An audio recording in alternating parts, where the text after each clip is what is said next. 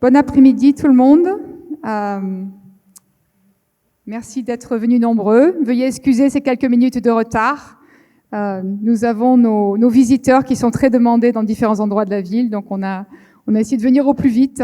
Merci encore d'être là et désolé de vous faire attendre. Je vais proposer à Hinano de nous ouvrir un peu pour nous expliquer un peu les hauts moments, les moments forts de cette semaine qui a été chargée d'émotions, de discussions, de travaux, énormément de travaux, de longues heures de travail. Et puis ensuite, il y a Stan, notre CEO, va nous rejoindre. Il est en transfert, il va venir bientôt. Donc, Hinano, c'est à toi. Je suis à cette table. Je ne m'attendais pas à être ici, mais je n'ai rien préparé. Mais je vais laisser mon cœur de Polynésienne parler et décrire un peu tout ce qui s'est passé pendant ce haut sommet. Ce haut sommet est fantastique. Fantastique pour moi, ça a été des moments inoubliables, des moments intenses, des moments de joie, des moments d'émotion également, beaucoup d'émotions. La partie, c'était surtout de faire ce lien avec la communauté, de s'assurer que nous n'oublions pas cette communauté dans ce haut sommet. Ce lien surtout avec nos jeunes, qu'il ne faut pas oublier, parce que c'est de leur monde que nous allons parler. Et pendant ce haut sommet, je pense qu'il y a une prise de conscience. Il y avait également beaucoup d'aide, de soutien apporté à tous nos jeunes qui étaient sur cette plateforme, qui étaient au devant, tous ces jeunes étaient actifs, avaient soif de connaissances, avaient soif de prendre la parole et avaient soif de solutions, de solutions pour leur avenir. L'autre lien, c'était surtout avec ces moments culturels, ces moments avec notre communauté, de faire appel à ce cœur, à cet accueil chaleureux, mais également à cette vision polynésienne. C'est une vision bien particulière du peuple de l'océan. Et à tout moment, il fallait... Je pense que ça n'a pas été difficile parce que tous nos invités étaient bien conscients de cela. Ils étaient arrivés sur cette île. Nous avons parcouru d'autres îles. Nous avons fait des haltes à Moria, à Atitia, où des jeunes se sont exprimés, des moins jeunes également, nos orateurs. Ça a été un moment vraiment fort de ce Blue Summit. Parce que des personnes comme un pasteur, comme un pêcheur, se levant et pouvant s'adresser au Blue Summit, de leur montrer que c'était accessible à tout le monde, à tout un chacun, qui pouvait porter sa promesse et essayer de voir en quoi ce retour vers la communauté sera, quelle sera la représentation, ce retour vers la communauté, quel sera le feedback que ce Blue Summit va apporter à cette communauté.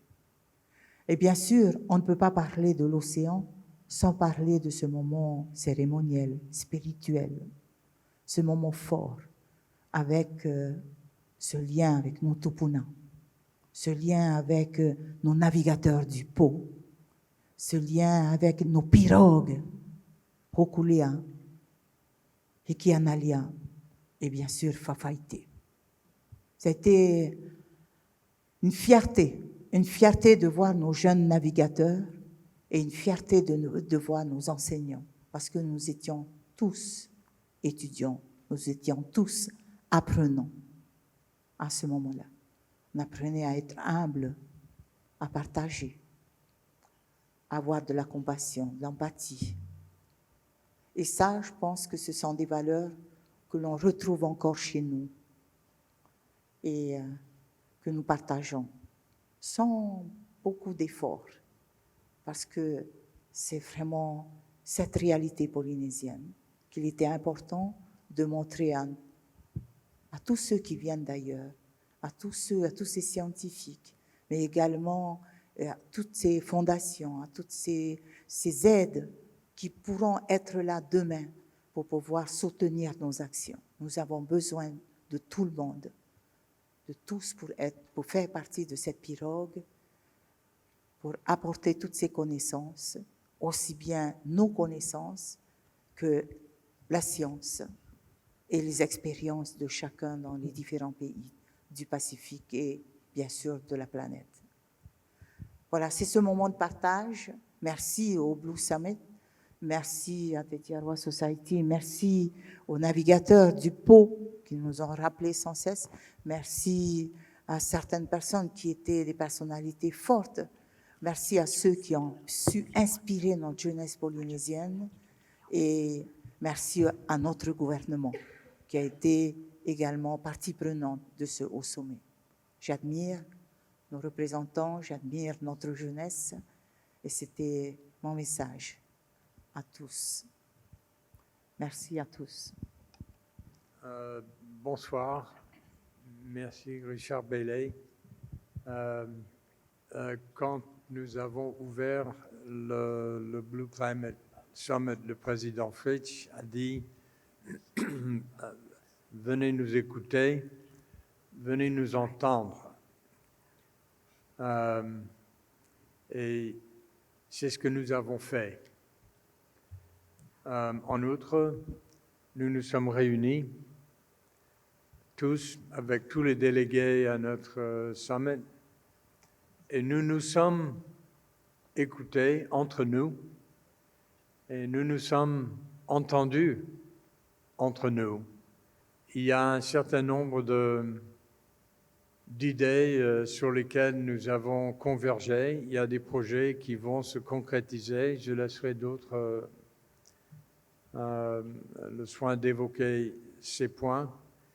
Mais je peux dire que je trouve que notre summit a été une très grande réussite et j'en suis ravi. Une réussite parce que nous avons trouvé notre place à la table pour discuter avec les Polynésiens. Et on ne pouvait pas imaginer un changement positif qui viendrait simplement tomber sur une communauté, la communauté polynésienne, sans que ça intègre complètement les attentes, les désirs, les rêves, les espoirs des Polynésiens. Et ne serait-ce que pour ce résultat-là, nous avons accompli une grande réussite avec ce summit. Maintenant, je considère que nous pouvons tabler des projets. C'est ce que nous allons faire.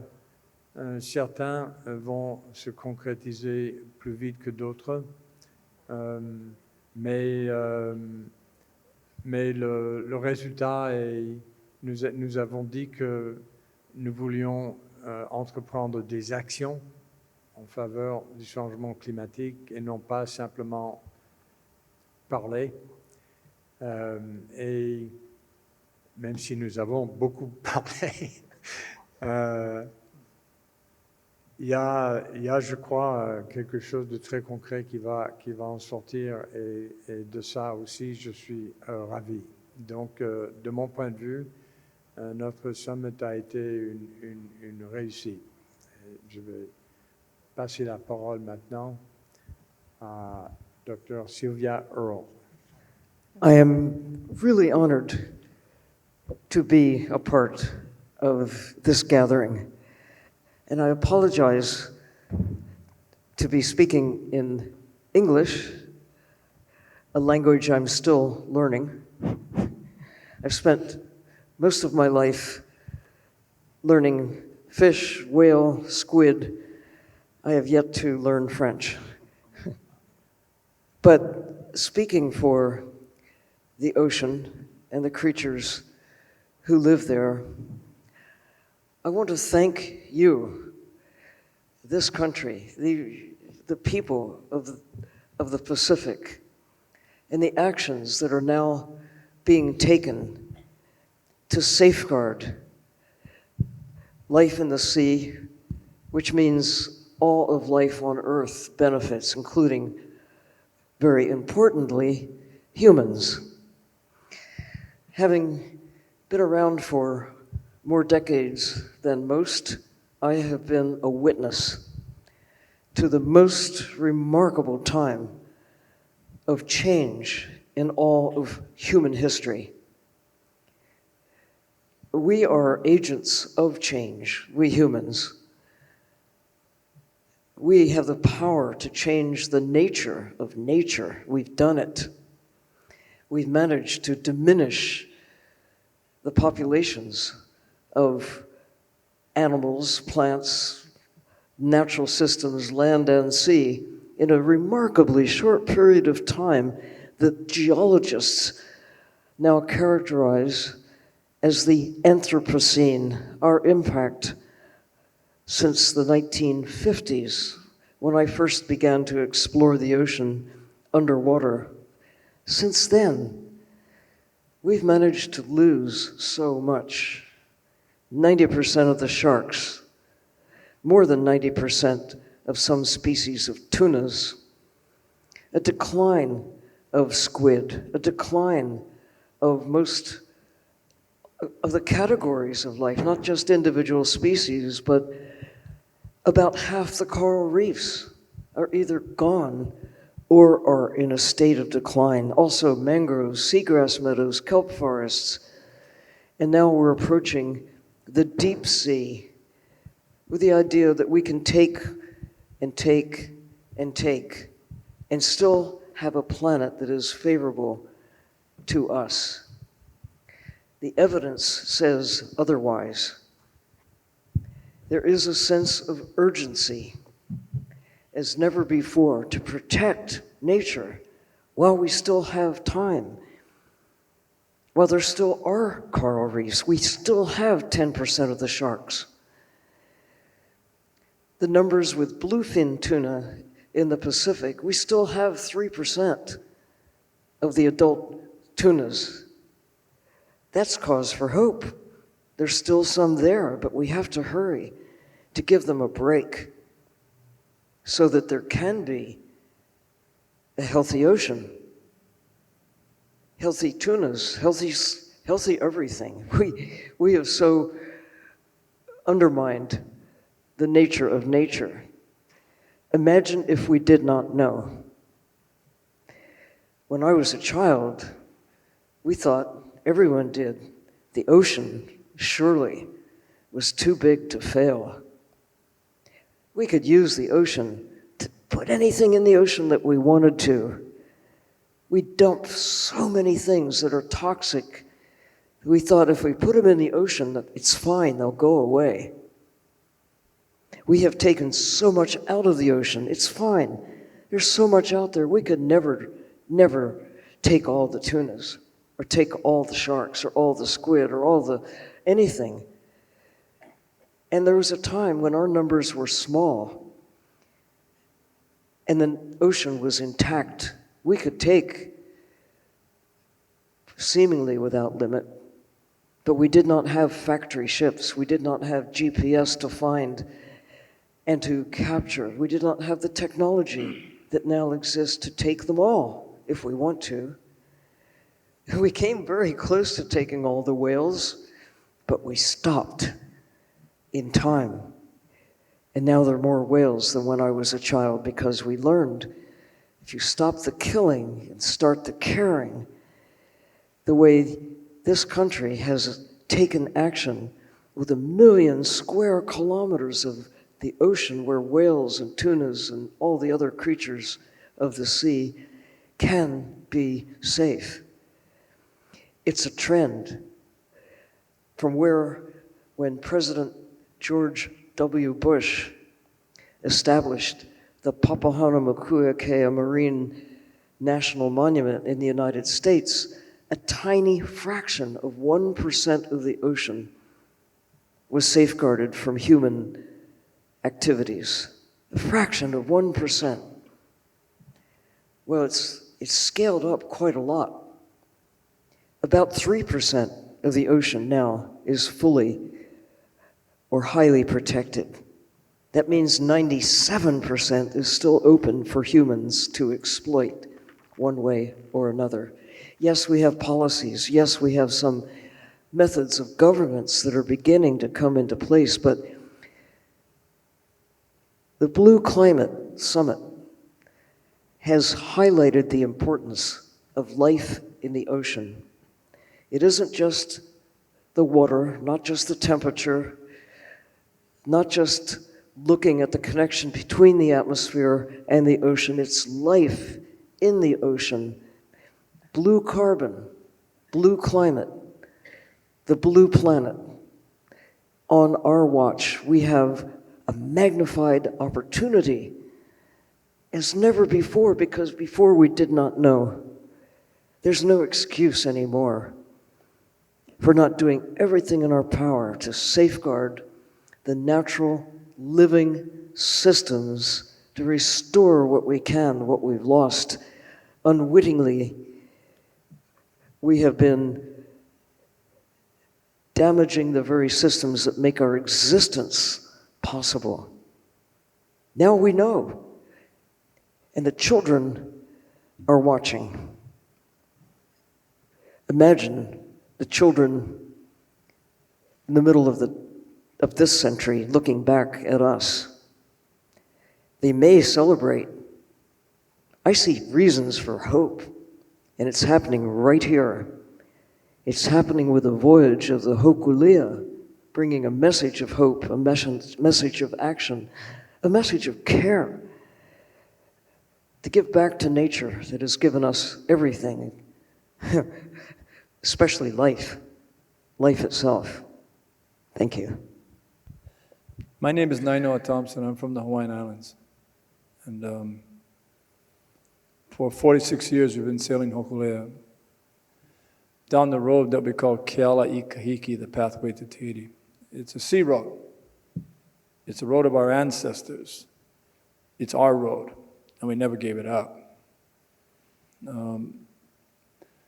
We've been trying to get to Tahiti for 2.5 years, but we canceled 3 voyages because of COVID.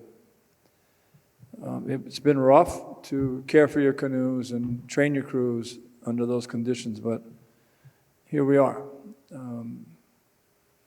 One of the benefits of waiting was because having the privilege to be invited to the Blue Climate Initiative and Summit. It's an idea, it's a value, it's an intention to do one thing: protect the oceans. This voyage to Kahiki Nui, to Tahiti, down Keala'i Kahiki pathway this spring, it's not by chance that our sail plan ended up at the start of the conference. I don't think it is. We came to Kahiki Nui because this is our ancestral home. This is our family. We pay respect to our ancestors by coming. When we're going to take Hokulea away from our home in Kahiki Nui as well as Hawaii, we must come and let our family know where we're going to go and why. We are planning a 4-year voyage that will circumnavigate the Pacific. It'll go from Alaska to Russia clockwise, through the Americas, through the Pacific Islands, to the big islands of Aotearoa, New Zealand and Australia, to Melanesia, where we've never been before, and to the land of the great navigators in Micronesia, and to pay respect to our teacher, Mau Piailug. And gather voices and gather ideas and gather movements towards connections of people that ultimately are trying to do one thing, and that's protect the oceans because they love the ocean. And love is a powerful force. And love of the oceans is a love of home. Our trip down here was to come in and pay respect and to communicate, but also to learn. Every time we come to Tahiti, we learn. This is an ocean country of the greatest paddlers in the world, canoe paddlers. They're of the greatest free divers in the world. They're some of the most innovative fishermen that take almost nothing except ingenuity and genius and courage, and they make something out of their relationship to the ocean. But most importantly, this is a land where its people, for thousands of years, have protected the oceans in Kaikinui. 2.5 million square kilometers of oceans. This is a land of people who haven't forgot their lineage, that they don't own the ocean. I mean, that's ridiculous. How can your lifetime own the ocean when you're not going to be here? All you are is stewards. And this man here that sits here in the black shirt, he's helped me understand how fiercely important it is for us to remember how to live well on islands. And therefore, we are not something that's extracting nature. We're only trying to find a way to become part of it. That balance between human need and what the earth and the oceans can give. We call it sustainability. But our ancestors knew this. They had the solution to sustainability thousands of years ago.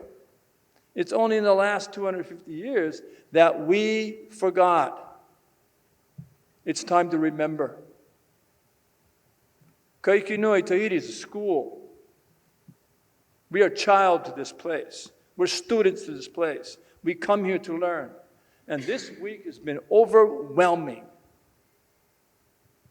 I met elders in Tapu Tapu Atea that scolded us for us, children making mistakes in being improper in how you treat that place and how you treat that ancestry. They scolded us because we should be scolded, but always with love and kindness, and they always let us heal. But they would allow us permission. We left Tapu Tapu Atea 2 days ago. The Moana Nui Akea voyage starts there. At the Ikao Maui, the head of the greatest marae in the world, the most powerful school of navigation in the world. It's in this land. It needs to be respected and remembered. Elders gave us permission to take stone. They named the stone. But we had to make the promise. We will go the 42,000 miles, 41 months, 46 countries. When you include underwater archipelagos, must be respected on this earth as countries of living systems, unparalleled by like any other place on the planet. Those underwater archipelagos that is in this land. Boy, this week has been overwhelming. Te Tiaroa, when they opened a new pai, which essentially says, this is our land, this is our relationship, this is life, and we'll fiercely protect it for our children, and this place is sacred. It's promises to their home, to generations they won't even see, but they know that what they do today will matter to children not even born. Rarely do we make decisions in our big corporations based on that time frame. Rarely will we make those decisions to sacrifice what profit you'll lose today for profit for tomorrow. I am a student of Kaikinui. I listen. I measured against all the mistakes we made in Hawaii. You want to come see bad management? Fly. And yet we have Papahanau Mokuakea, one of the biggest no-take marine conservation zones. In Kaikinui, they believe that every piece of ocean is a marae. That every part of the oceans here, you won't find deep-sea mining. You won't find industrial fishing in the exclusive zones because they understand they're still connected. One of the jobs of humankind is to reconnect to life and remember those who came for generations and generations and generations before us that took care of this oceans because our lives would depend on it, like our children's lives are going to depend on it. I saw children getting awards for the work that they're doing in communities, in their watersheds, in their coral reefs, hundreds of them today. What I saw was so impressive wasn't because they were awarded, but it was because they knew they were a part of something that was special. Children who were failing in school were succeeding at protecting coral reefs. And that what I saw in these children, that their eyes were bright and their smile was strong, that they were happy because they're a part of something, of a movement that matters. They're doing something that really matters, that they're a part of not just constantly hearing every single signal we're getting from the rest of the world that you ought to be afraid of your future because there's so much fear. What they do is they live hope in the actions of their schools coming together. It was joyous. It was joyous. Oh man, how many things am I forgetting? But maybe Monday, maybe Tuesday, when the wind changes, we don't decide when to leave, but we must go home. We go home by leaving home because our children are in Hawaii. But when we go, it'll be the smallest crew that Hokulei's ever sailed before. Good. Make it hard. Make it hard. That's how you learn. But bringing ourselves to small crews allows us to empty the canoe of stuff. And at the same time, you can fill it in with things that matters. We can take the philosophy of the ancestors of this land. We can take the joy of those children. We can put it on the canoe. We can take the stones of Taputapuatea that were named. And our whole obligation is to bring them back in the spring of 2027. After they go the 42,000 miles. We can go with the success of the Blue Climate Summit and Initiative, because nothing else, if anything else, they brought so many people together in very diverse ways and allowed them to be who they were, allowed them to listen to their voice, allowed them to appreciate what they do, even though it may be different. The things that are navigating that summit, I will say, it might sound corny, but the summit really allowed us to come together with one thing: love. Love something that matters. And beyond the oceans, it's not beyond the ocean, it's connected. That our job in the end is protect the future of our children. In order to do that, you got to protect life on Earth. In order to do that, you got to protect the oceans. It's a really simple equation. The 50 organizations that we just left, as we had so little time to see there, that are coming together, diverse strangers, I don't know who they are. But you know that they're there because they love something. We take them on Hokulea. Their ideals, their beliefs, their values, their intensity of caring for that future. So I just want to thank, the Blue Climate Initiative, but more so I want to thank the people of Kaikinui that are shining the light for us to show us the way. Mahalo.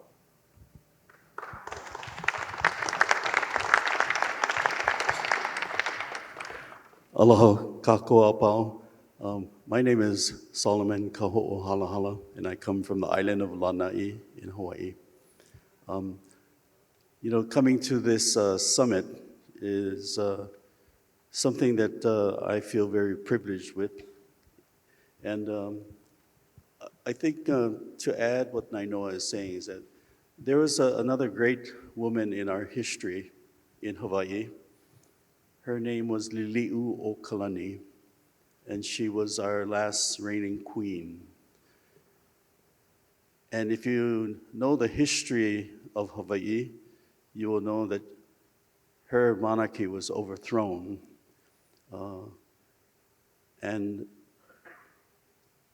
what I really appreciate about her was that in the darkest moment when a queen loses her sovereign and she is locked up in her palace room, she took the moment to take a very old song in Hawaii, and it's called the Kumulipo. And she took the time to translate that into English.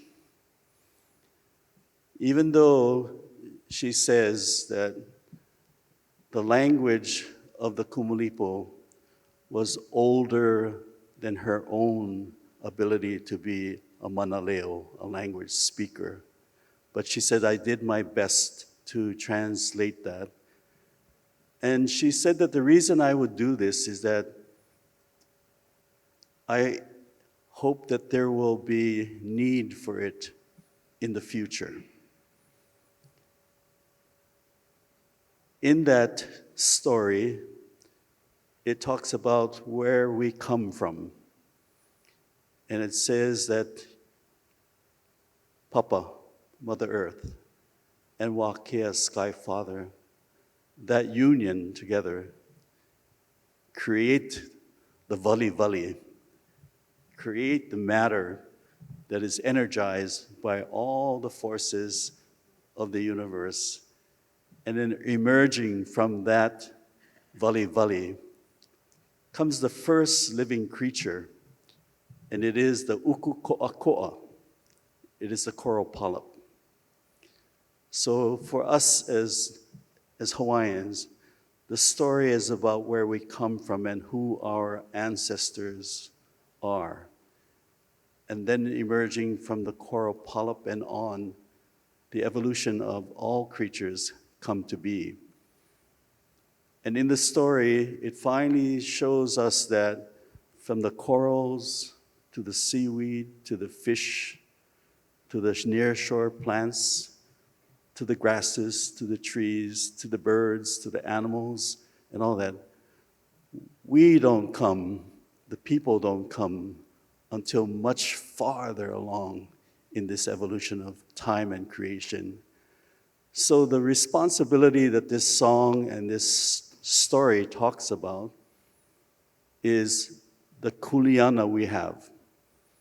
We are responsible for the care of our eldest ancestor, which is the uku ko'ako'a, the coral polyp, and everything else that follows that. So we have a responsibility and a mindset in Hawaii that commits us to this idea that we are responsible for the honua and everything that gives us life, and that our responsibility is to care for that if we intend to be able to continue to live ourselves. So coming here for the Blues Climate Summit, I think is timely, because I think as indigenous peoples from the Pakipika, that we have a contribution to make. And in these discussions and in these conversations that we've had, there's great knowledge that's been shared amongst wonderful and great people. I mean, look who's here assembled at this, some of the greatest people that are here at this time. And in that discussion, I wanted to also remind us that there is a contribution that comes from the indigenous people of the Pakipika, and that Hawaiians, Tahitians, and all those who come from the Oceania have knowledge, they have experience, and they have what it takes to make this place their home.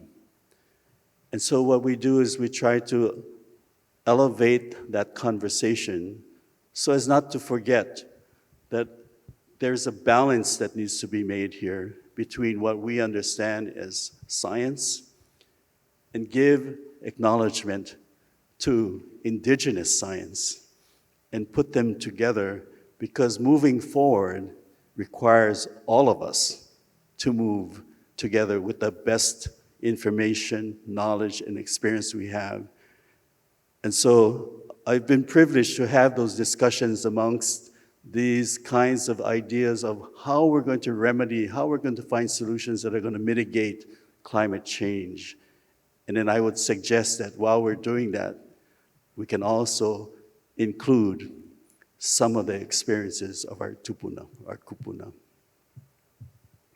So I feel very, very privileged to be here. And I'm especially honored because it is Hokulea that brought me first to Tahiti on my sails. And it is Tautira and the people of Tahiti that took care of us as strangers in our own Pakipika. And it helped us to ho'oma'a. It helped us to become familiar with our own family. And so if we're going to move together with this idea of where we go, then we must take that from what we understand is very old. So we have a olelo noeao in Hawaii, and it says, "Ikawa mua, ikawa hope." If we're going to move forward, we have to look to our past and then find that path. So I feel privileged to be able to add that into the conversations of the advancement and the need for caring for our home, the Pakipika, with the best of people and ideas and knowledge of these times. And so I'm very privileged to be here, and I thank you all. So mahalo.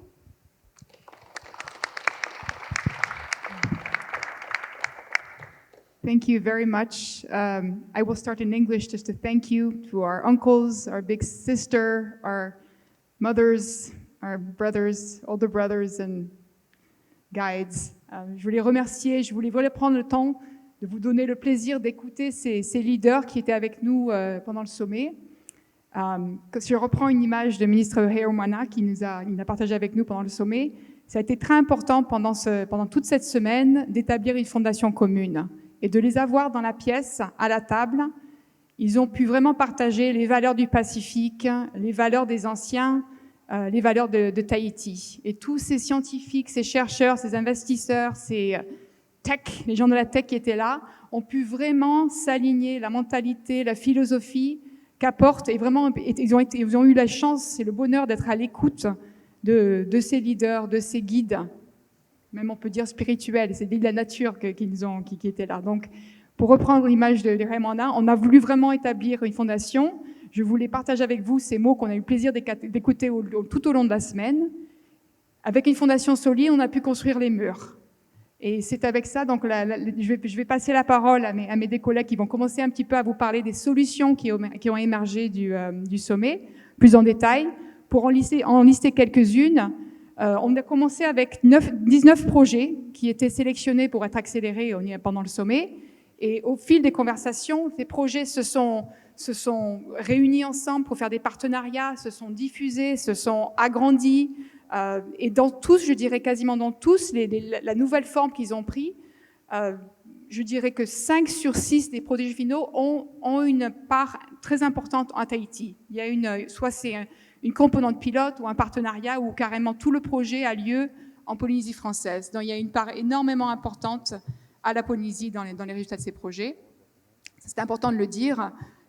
Parmi nos participants, j'ai regardé la liste du bateau, des personnes qui ont été sur le bateau et qui ont été enregistrées, inscrites dans la liste des bateaux. Pour 3 participants qui sont venus de l'étranger, il y avait 2 participants qui venaient de Tahiti. Donc on a vraiment eu cette écoute. On a eu des jeunes qui étaient présents, des jeunes tahitiens, des jeunes qui représentaient des groupes qui travaillent sur l'océan, sur l'environnement, qui est venus de l'extérieur aussi. Donc il y a une très forte relation, une très forte écoute entre les jeunes et les experts, entre les innovateurs et aussi les fondations. On a eu des fondations qui étaient parmi nous dans le sommet. Alors tout le monde était évidemment à l'écoute. Est-ce qu'il va y avoir des annonces de financement? Est-ce qu'il va y avoir des chèques signés? Non, pas encore. Et ça, pour moi, la façon dont j'explique ça, c'est que les projets sont tellement ambitieux, tellement complexes, tellement profonds. C'est pas le genre de projet et de changement, on va dire, de changement de cours qui peut se signer en 5 jours. C'est pas une signature sur un papier qui va pouvoir en 5 jours, qui peut se signer en 5 jours. Et c'est la réponse qu'on a eue ce matin. Les représentants des fondations se sont levés un par un. On ne les avait pas invités, on ne leur avait pas demandé quoi que ce soit. Bien sûr, tout le monde avait envie de les entendre, mais c'est eux-mêmes qui sont venus à la fermeture de la dernière session du sommet et qui nous ont dit « On est là, non, on n'a pas signé de chèque aujourd'hui, ni cette semaine, mais en vous écoutant cette semaine, ça va influencer notre stratégie, ça va influencer comment on définit nos budgets pendant les années à venir. Et ce n'est pas un chèque qui va sortir de ceci, c'est des millions de dollars qui risquent de sortir de la semaine qu'on a passée ensemble. » Donc il y a vraiment eu des moments très forts et on a beaucoup d'espoir que les discussions qui sont faites, le travail vraiment très, très intense qui a eu lieu au bateau, mélangé avec des moments très forts aussi que nos anciens vous ont expliqué à Tapu Tapotea et à d'autres au fil de la semaine. Vraiment, on a beaucoup d'espoir que ça va donner des résultats importants. Et sur ce, je peux parler un petit peu des exemples, un petit peu de ce qui est sorti de là. J'ai des termes plutôt anglais, donc je vais dire il y a un projet sur le Deep Sea, il y a un projet sur Tahiti Wave Energy qui a vraiment été avancé et qui a vraiment évolué au cours de la semaine. Il y en a un autre intéressant qui va au-delà du carbone, au-delà des marchés carbone. On parle de Ecosystem and Carbon Exchange. Ce n'est pas que le carbone, c'est beaucoup plus. Là, pareil, c'est un projet donc, qui a une dimension mondiale, une solution mondiale, mais qui est intégré aussi avec des solutions de puits de carbone qui ont lieu même, qui sont des origines et qui ont une présence ici en Polynésie. Donc vraiment, il y avait un partenariat, une discussion vraiment intéressante entre des projets ambitieux mondiaux et des applications en Polynésie. C'est tout ce que je voulais dire. Et je passe la parole à 2 de mes collègues qui ont participé plus activement dans certaines de ces solutions, qui veulent partager avec vous. Merci Jeanne. Bonjour à tous. Je suis Joachim Claudet du CRIOB à Moléa. Avant tout, avant de vous parler de quelques projets que je trouve importants, en tout cas qui me tiennent particulièrement à cœur, j'aimerais tirer mon chapeau à Richard Bailey et à Stan et Vicky Roland pour ce moment important qui a été ce sommet en Polynésie. Ça a permis vraiment à tous les participants de travailler, de pousser en avant un certain nombre de solutions en faisant travailler ensemble des scientifiques, des financeurs, des innovateurs, des gens qui représentaient la culture pour vraiment concrétiser et pousser plus loin un grand nombre de pensées et d'idées qu'on aurait pu le faire de manière cloisonnée au sein de nos communautés. 2 projets importants, par exemple, qui ont vraiment avancé et qui même, certains ont fusionné entre eux pendant le sommet. Il y a par exemple un projet sur les bassins versants et qui reprend la notion de l'importance que pour protéger l'océan, pour protéger la manière dont on dépend de l'océan, il faut aussi s'intéresser aux bassins versants, à la qualité de l'eau, non seulement pour l'eau qu'on va boire, mais également pour l'eau qui ensuite va aller dans les lagons et va permettre de potentiellement mieux conserver l'état de santé des récifs.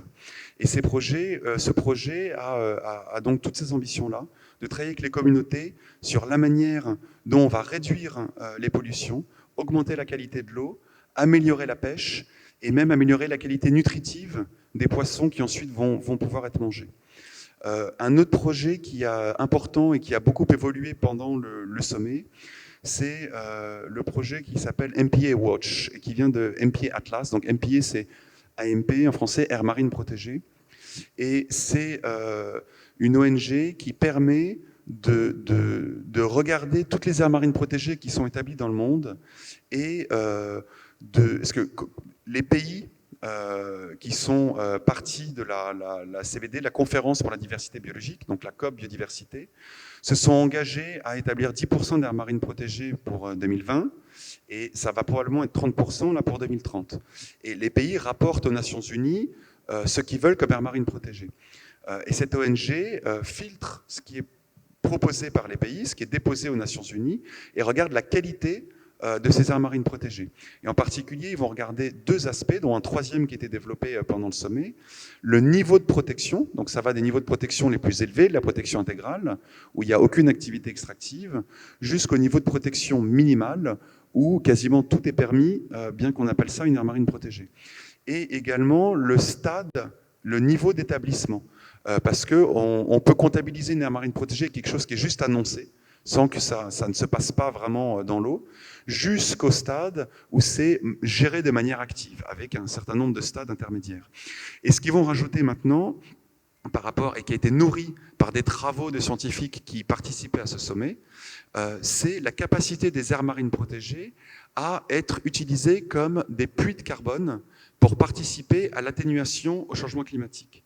Et donc, en fonction du niveau de protection de l'aire marine protégée, en fonction de l'habitat qu'elle va protéger et des profondeurs qui sont inclus dans l'aire marine protégée quand on va s'intéresser aux sédiments, mais on va regarder aussi si ça protège des mangroves et d'autres choses, on va pouvoir savoir si ces aires marines protégées ont une capacité haute, moyenne, intermédiaire ou nulle en termes de séquestration de carbone. Donc c'est un élément important pour la lutte contre le changement climatique. Un autre projet important est celui qui s'intéressait à l'exploitation des grands fonds marins, mais je vais laisser Shawn Owen en parler. Merci à vous. Merci Joachim. Yaorana, bonjour tout le monde. J'aimerais le faire en tahitien ou en français, mais je m'exprime mieux en anglais, alors je vais changer à l'anglais. Thank you for this welcome here. My name is Shawn Owen. I represent the Deep Sea Conservation Coalition, which is a coalition of 100 member organizations around the world working to protect the health of the deep ocean. Today we are focused on addressing two main threats to the deep ocean, which are destructive fishing, destructive bottom trawling, and the threat of deep seabed mining. So effectively what we're working at is what Nainoa mentioned about the shift, the need for a shift from extraction to balance and harmony in the ocean. 1 out of every 2 breaths that we take comes from the ocean. So a healthy ocean is critical to all of us and to future generations. The Blue Climate Summit this week has been a phenomenal opportunity for us to engage with a new community. And as a couple of my fellow speakers have mentioned, it has been an incredibly innovative space and as diverse a community as you could ever want in terms of science, people from the advertising world, people from indigenous communities, people from all over the planet, and a wonderful, wonderful representation of local people as well. Young people, older people, people bringing all sorts of experience and expertise. So our project was focused on a moratorium on deep seabed mining. Now, there's a lot of confusion around what a moratorium means. What we mean by that is a pause on the activity of mining, while a pause on the rush to open up a new destructive frontier in the deep ocean before we really understand what that means, what the deep ocean provides to all of us, whether there is actual social license in the high seas to exploit the common heritage of humankind, to create damage that would be irreversible. Do we have the license for that? Do we understand what that will mean? And have we sufficiently looked at the alternatives? So we brought together great minds this week around this idea of pressing pause on that activity. And the solutions that we came up with as a group that we will be taking forward out of this week include increased science. So more investment in science, and the opportunity potentially to better understand the deep ocean, better understand the potential impacts of mining if it begins, what that will mean. And the moratorium will create the space to do the science that is really needed. A second area that we opened up and created new partnerships around that we will be taking forward out of this week involves changing the narrative. And that goes to something else that Nainoa said about you protect what you love. It's very hard to love something that you don't know, that you can't see, that you can't go to. Dr. Earle is one of the few people in the world who has been to the deep sea. Most of us will never have that chance. How do we bring that love? How do we take the stories that Uncle Sol has been telling us about the deep sea being the origin of life, where we all came from? How do we take that and make that real to everyone who matters?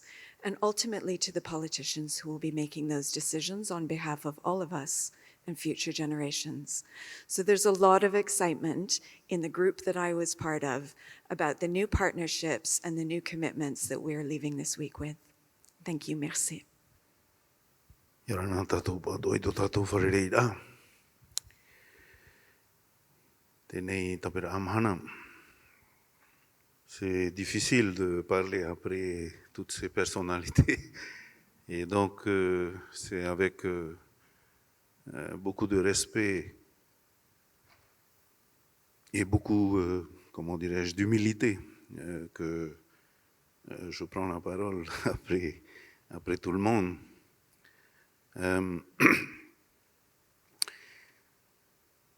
C'est important d'accueillir une manifestation comme le Blue Climate Summit ici dans le Pacifique. Je ne dirais même pas en Polynésie, mais dans le Pacifique. Les océans, la question des océans n'était pas à l'agenda international avant la COP 21 à Paris. Et le groupe des leaders polynésiens s'est réuni ici à Papeete et ont décidé de signer ensemble le pacte de Taptopoatea pour aller à Paris à la COP 21 dire mais vous ne pouvez pas parler du changement climatique avec seulement 30% de la planète dans vos discussions et en oubliant 70% de la planète. Et donc, on s'est donné pour mission, encore une fois, très humble avec les leaders polynésiens, d'océaniser les consciences, de dire que nous ne sommes pas des petits pays, nous ne sommes pas des petites îles. C'est Peli Hauofa qui disait ça, nous ne sommes pas des petites îles perdues dans un immense océan. Nous sommes des grandes nations océaniques. Et nous avons droit de parler de nos pays, même si ces pays sont liquides. Même si vous avez mis des frontières sur notre océan. On s'est rendu compte que le changement climatique, c'est encore un concept pour beaucoup de grands pays dans ce monde. Ce n'est pas une urgence. Mais pour nous, Océaniens, ce n'est plus une option. Je me répète quand je dis ça à chaque fois, mais pour certaines îles, certaines nations du Pacifique, c'est déjà un combat qu'ils doivent mener. Pendant qu'à Paris, à la COP 21, on discutait de 2 degrés, 1,5 degré et tout ça, certains atolls qui sont à 1 mètre simplement au-dessus de l'eau Quand on dit, pour ces atolls, c'est plus un sujet de discussion. C'est une réalité. Quand des cyclones, au lieu de faire 240 km/h, font 300 km/h, pour les îles du Pacifique, pour certaines îles en tout cas, c'est une catastrophe encore plus grande qu'auparavant. Donc,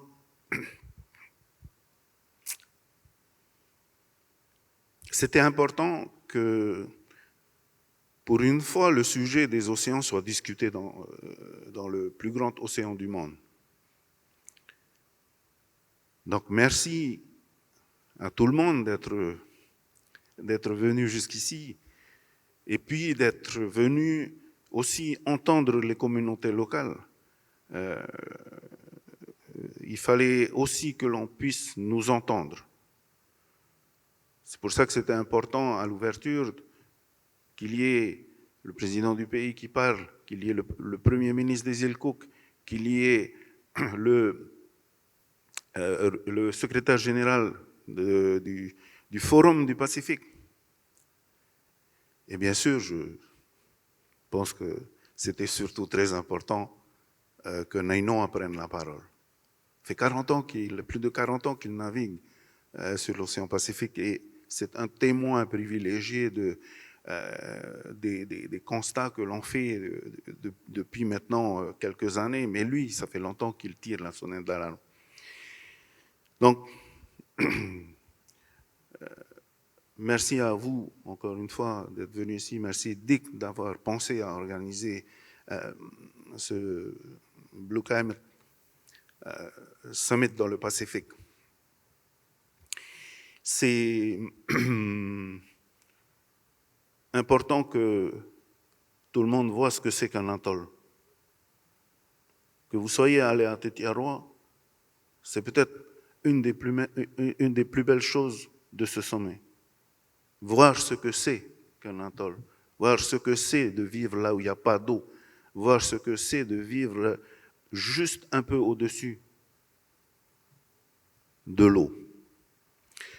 Pour nous, ça a été parfois compliqué. Par exemple, organiser la cérémonie à Taputapuatea. Quand on a été discuter avec les anciens là-bas, ils nous ont dit, mais qui sont ces gens? Pourquoi ils viennent chez nous? Ils n'ont rien à faire ici à Taputapuatea. Ils ne sont pas connectés à Taputapuatea. Pourquoi ils viennent? On va leur expliquer quoi? Et on leur a expliqué donc la démarche. Je leur ai dit, mais ils viennent pour parler de nous. Ils viennent pour parler de Moananui Ohiva. Ils viennent pour nous défendre, ce que vous dites depuis peut-être très très longtemps. Et là,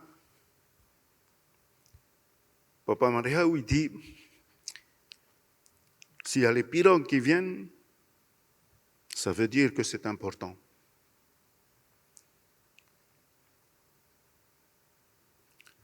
Ça veut dire qu'ils vont savoir ce que c'est que notre pirogue, notre fénois.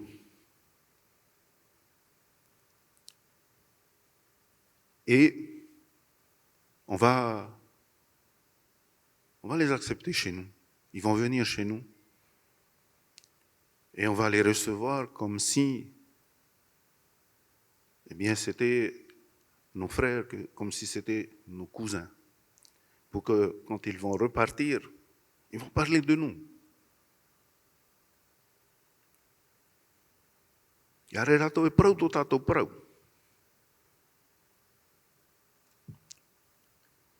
Et je crois que cette cérémonie sur Taputapuatea était aussi un moment important pour nous, important pour tout le monde. Et pour ce qui me concerne, c'était l'étape la plus importante de ce sommet. Au-delà des discussions, au-delà voilà, des financements, c'était de ramener tout le monde au centre du Pacifique. On en parlait avec l'INOA. On a maintenant des mesures sur le centre du Pacifique. C'est juste à quelques kilomètres de Tapu-Tapu-Atea. Avec les cartes, les photos satellites, ils ont mesuré, on est au centre du Pacifique. Donc c'était important que pour parler des océans, on soit sur Tapu-Tapu-Atea à un moment donné. Et je crois que nos anciens sur Raiatea ont compris ça. Neno a parlé de Raiatea comme étant la tête du Tumur Aifenua, et avec les tentacules qui partent en Nouvelle-Zélande, à Rapa Nui, à Samoa, à Niue, à Hawaï, à Laikahiki. Eh bien, je crois qu'on a aussi, nous, au travers de ce sommet, compris à nouveau ce que c'était qu'être océanien, être polynésien. Et qu'il faut aussi, effectivement, recréer les liens entre les différentes communautés polynésiennes pour être encore plus forts et porter encore plus fortement ce message des océans. Papa Marehau a baptisé les pierres qui vont partir To'atea, To'auri. Il faut savoir que les anciennes divisions politiques qui se réunissaient à Tapu-Tapu-Atea étaient divisées entre Teaotea et Teaouri. Je pense que ce n'est pas innocent qu'il ait baptisé ces deux pierres, To'atea et To'auri. Quand ils vont ramener les deux pierres sur Tapu-Tapu-Atea après leur voyage, eh bien, peut-être que l'unité qui existait auparavant, que l'on appelait le Haupaunui, et qui a été à un moment donné brisée, mais peut-être que cette unité du monde polynésien dans l'esprit de Papa Marehau sera à nouveau connectée au travers du voyage que feront ces deux pierres autour de l'océan Pacifique. Donc, merci encore à tous pour être venus jusque ici, chez nous. Et notre maison est peut-être devenue aussi un peu votre maison, mais aujourd'hui, nous avons besoin de tout le monde pour protéger cette maison. Donc voilà, Marudu Maitei, et merci encore pour ce Blue Climate Summit et ce qui va ressortir de tout ce séjour que vous avez eu ici. Merci à ces grandes personnalités d'être venus jusqu'ici. Marudu encore à tous.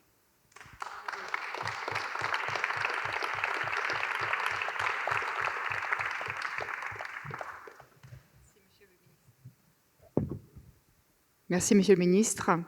Je sais que vous avez avoir de nombreuses questions. Je vais profiter du fait que je suis assise ici pour prendre encore 2 minutes de votre attention. Je voulais remercier le gouvernement qui a été un énorme partenaire, beaucoup plus important qu'on avait pensé au départ. On s'est dit, on va faire ce sommet, on verra ce qu'on peut faire. Et en fait, il a été un partenaire à part entière comme nous, en partenaire égal à travers toute la semaine. Ils ont mis la barre très haut, l'ouverture de la présidence. Ça a été un moment absolument incroyable. Et il a surpassé cette barre en mercredi avec le moment à Tapu-Tapu-Atea. Donc vraiment encore, je voulais vous remercier. On a beaucoup travaillé de longs mois. On était souvent dans vos bureaux.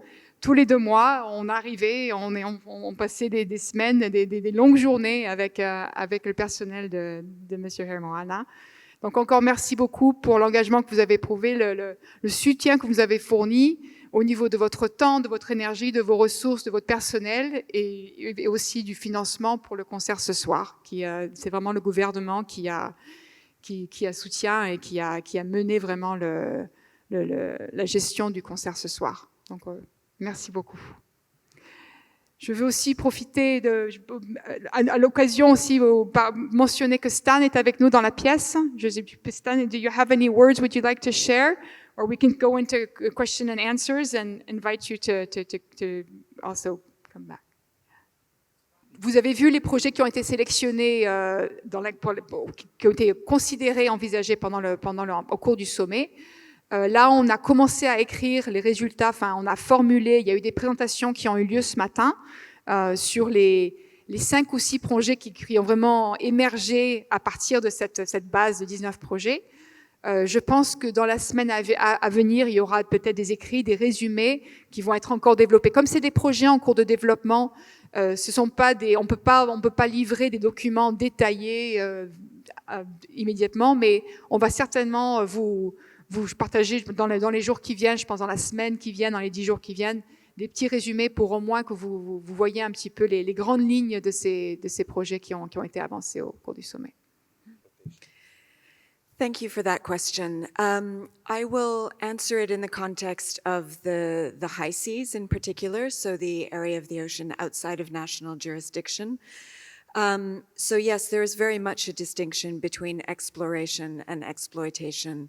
At the moment, there have been 31 contracts for exploration that have been granted by the International Seabed Authority, which is the UN body that is mandated, or the body that is affiliated with the UN that has the mandate for both protecting the deep seabed, the common heritage of humankind, and for exploiting it. So there's a bit of a conflicting responsibility there. The ISA over the last couple of decades has issued 31 licenses to a total of 17 sponsoring states for exploration. At this point, only exploration has been taking place. The expectation is that those contracts will convert to exploitation contracts. That has not happened yet because the regulatory framework has not been adopted. It is still under negotiation. The negotiations have been accelerated since June last year, when a rule that is known as the 2-year trigger rule was pulled. And what that meant was that by the end of June 2023, the ISA is required to adopt a regulatory framework, because sponsoring states and contractors will then be able to apply for exploitation licenses. So there is a difference, and the exploitation would then be expected to lead to full-scale commercial exploitation of the resources. So every one of the licenses that the contracts that the ISA grants is always to a sponsoring state, which must be a member of the ISA, and a contracting company that is associated with that. So in some cases, those relationships are state company with the sponsoring state, and in other cases, it's with a private company. Et encore pour